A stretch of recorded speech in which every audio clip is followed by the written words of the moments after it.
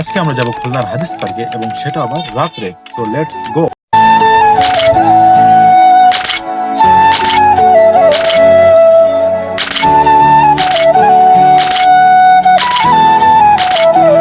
তো যেমন কথা তেমন কাজ, আমরা চলে আসলাম হাদিস পার্কে। আসার পরে এখানে গেটে এসে দেখি গেটে কোনো টিকিট কাউন্টার নেই, এখানে কোনো টিকিট কাটাও লাগছে না। তো দেখি খুব ভালোই লাগলো।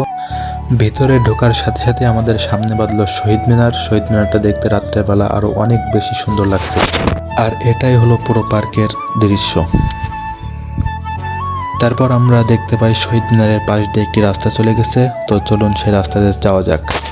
রাস্তাতে যেতে যেতে দেখলাম যে রাস্তার দুই ধারে অনেকগুলো ফুল গাছ লাগানো, দেখে খুব ভালোই লাগলো।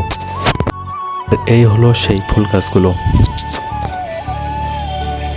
ফুল গাছ দেখতে দেখতে আমাদের সামনে এই আজব জিনিসটা সামনে পড়লো। তো এটা দেখে কোনো বোঝার কোনো উপক্রম নেই যে এটা কি। এরপর আমরা চলে আসলাম শহীদ মিনারের পিছনে। শহীদ মিনারের পেছনের দৃশ্যটা দেখতে অনেক সুন্দর লাগছিল এবং শহীদ মিনারের পিছনে ছিল একটি বড় পুকুর এবং এই পুকুরের উপর দিয়েই বানিয়ে রাখা হয়েছিল হাঁটার স্থান। এই হাঁটার স্থান দেখেও অনেক সুন্দর লাগছিল।